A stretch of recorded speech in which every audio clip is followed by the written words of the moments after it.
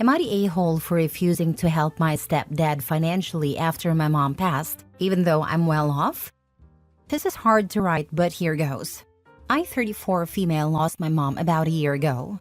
She had cancer, and watching her go through that was one of the hardest things I've ever dealt with. I loved her more than anything, and I still can't wrap my head around the fact she's gone. The grief has been unreal. Growing up, it was just me and her, until I was 13 when she married my stepdad, Frank. From the start, Frank made it clear he didn't want anything to do with me. He wasn't outright abusive, but the man made my life hell in other ways. He treated me like I was an unwanted guest in my own home. He didn't want to hear me, see me, or be bothered by me in any way. He never spoke to me unless it was to give me orders. Once I hit 14, he pretty much turned me into the household maid. I had to clean everything, do all the cooking, take care of the yard, run errands, you name it. He'd sit in his chair, watch TV, and treat me like his own personal servant. If I didn't do things fast enough for to his liking, he'd criticize me. Say things like, "You're so useless. No wonder your dad left." Yeah, real nice, right? My mom always defended him, saying he worked hard and just tired. I loved her, but I'll never understand why she let him treat me like that. I moved out the second I turned 18 and barely looked back. Over the years, I've had next to no relationship with Frank. I only ever saw him because of my mom. Fast forward to a year ago when my mom passed, and now Frank's in serious financial trouble. Apparently, he didn't plan for anything, and they were barely scraping by. Now he's blowing up my phone, saying that since I'm doing well, I work in marketing and have done pretty well for myself, I should help him out with bills. He keeps talking about how I'm family and my mom would want me to take care of him. Here's where I might be the a-hole. I flat out told him no. I don't feel like I owe him anything. He made my life a nightmare and is only talking to me now because he wants something. I was nothing but an inconvenience to him growing up, and now he suddenly expects me to be the dutiful daughter and bail him out? I don't think so. But now he's calling me selfish and saying I'm dishonoring my mom's memory by abandoning him like this. I feel like he's trying to manipulate me, but then again, maybe I'm being too cold-hearted. He was married to my mom for 20 years, and I know she loved him.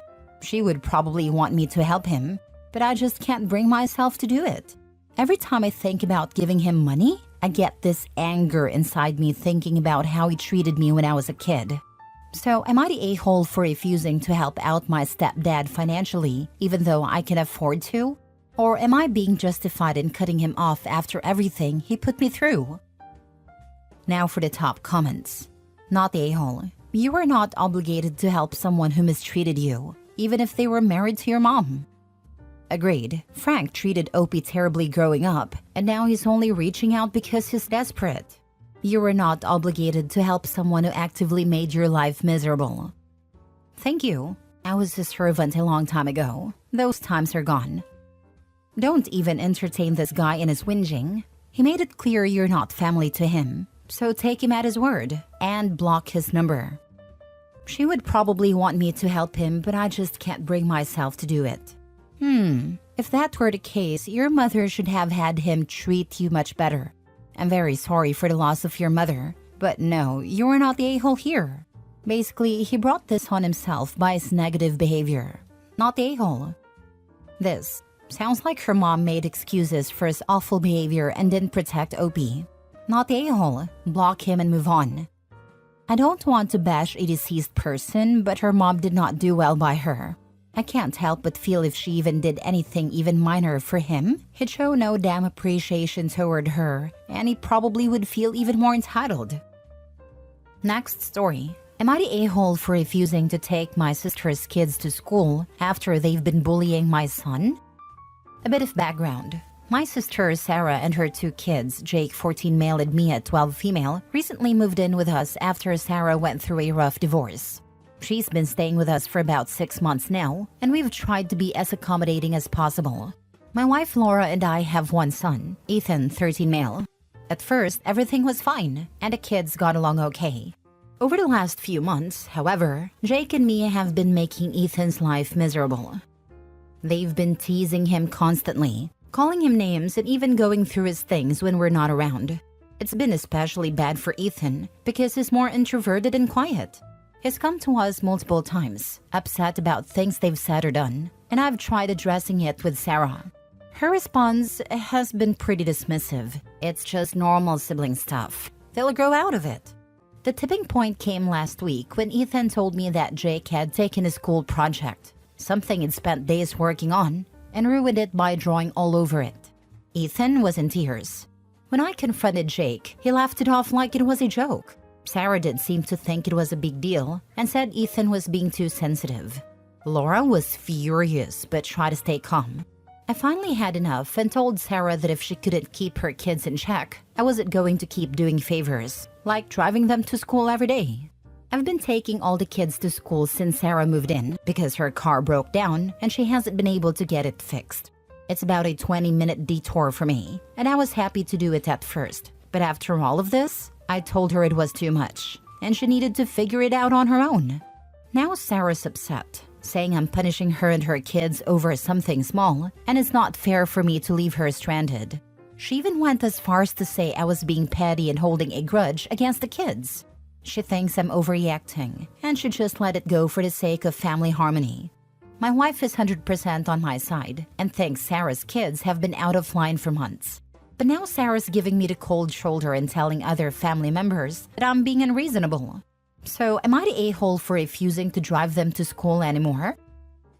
Overall, not the a-hole, but you only stated that you wouldn't drive them to school? Why the hell haven't you kicked them out? They are bullying your son. By ruining his school project, they're messing with his grades.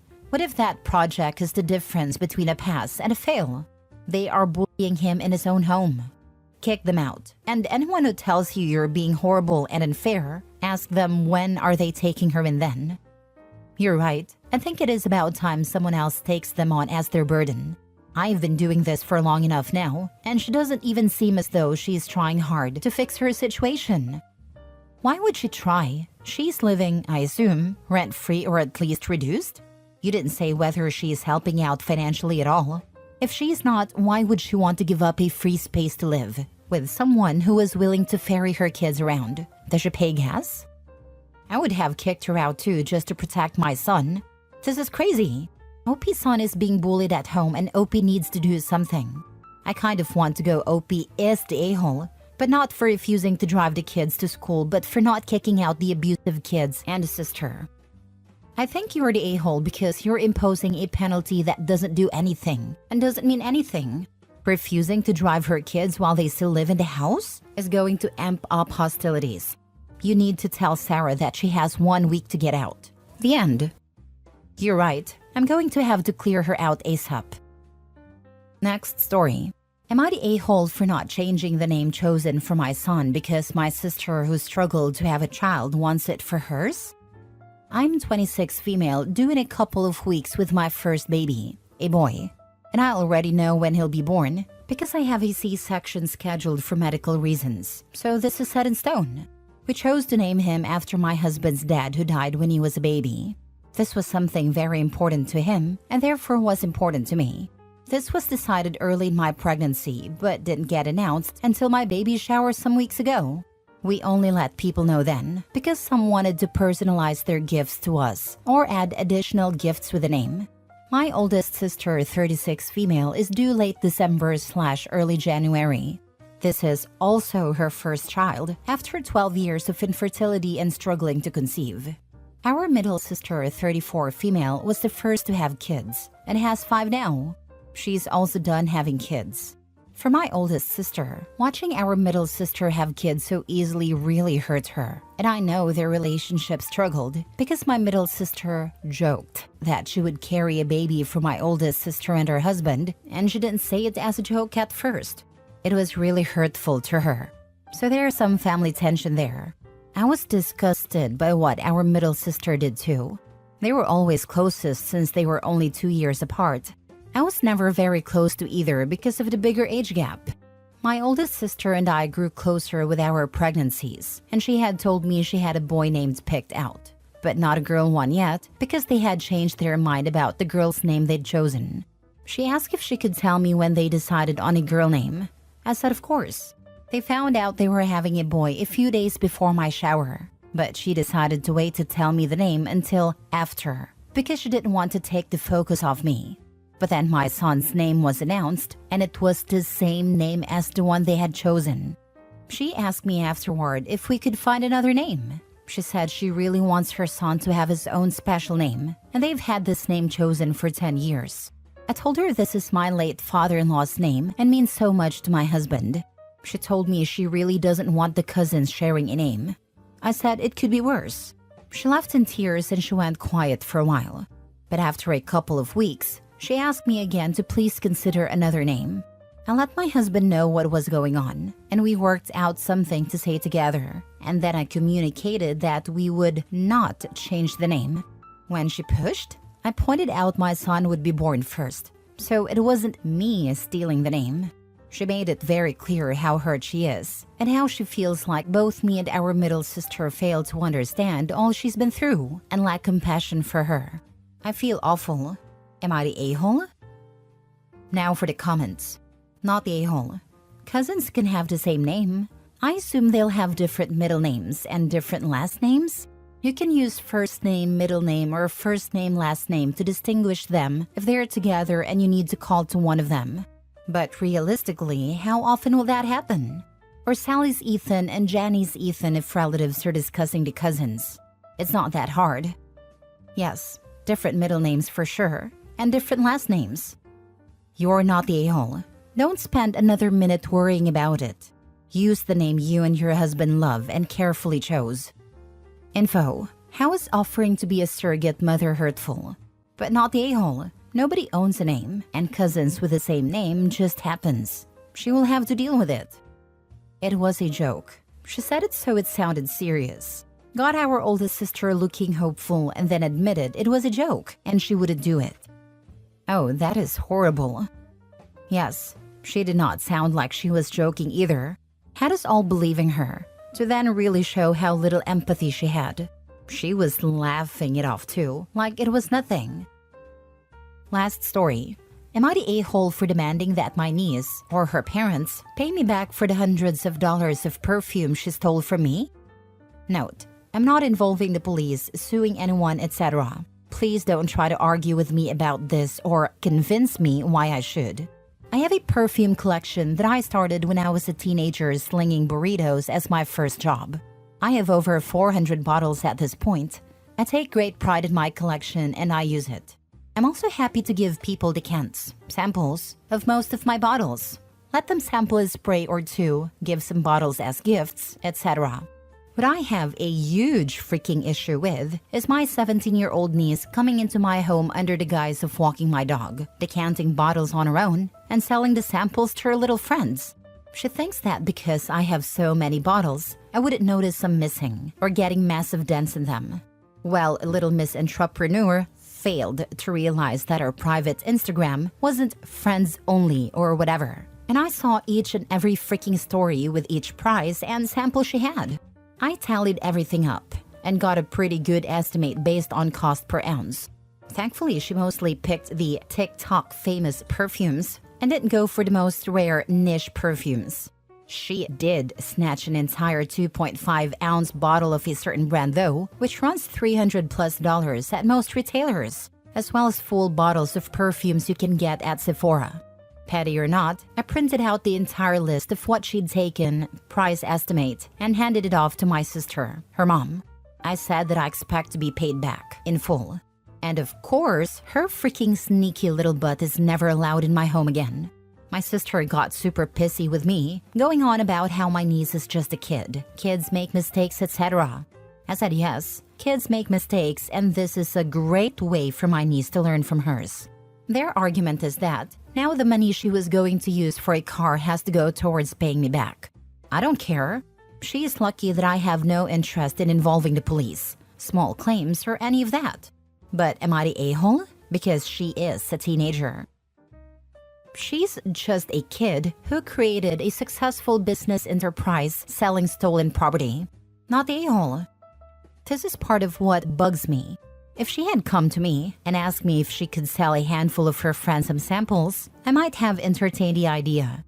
I know getting samples for niche perfumes is a hassle. But nope, she screwed herself out of that one. This is a great way to learn. You are so right. This is a character-building core memory if she has consequences, not the a-hole by any measure. Next person might not let her off so easily. She has to learn the lesson now so it sticks. She might get juvie, community service, and Maid to pay, and it won't permanently affect her future. She gets away with this and pulls a similar stunt with someone else in a year or so, and she might end up in jail and with a record. You should be cruel to be kind. Not the a-hole. I can see from the fact that her mom considers a 17-year-old just a kid, as if she were a 5-year-old who stole a cookie before dinner, has caused her to act very entitled.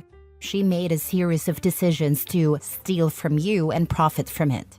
And she's either just a kid when she's stealing pricey scents, or she's an almost adult saving up for a car. Can't have it both ways on your dime. You'll be teaching her a better lesson than her mom bothered to. This teen is lucky the lesson only involves having to pay back what she stole instead of having charges pressed. OP's being nicer about this than a lot of people would. 17 is way too old to excuse stealing. If she tries this in less than a year with the wrong person, she will end up with a criminal record for the rest of her adult life. Info: since you didn't remove the physical bottles from your property, is it not considered theft? Is that why you won't involve the court or the law? No, she did take several full bottles. But it's not about that. It's about the consequences for other members of my family who have done nothing wrong. Info: what consequences would there be for other family members, and why? Life-altering consequences. I'm not comfortable sharing more than that. The negative outweighs the positive here. That makes zero sense. She stole so she should face consequences. Or are you more concerned with the embarrassment? Or family being embarrassed?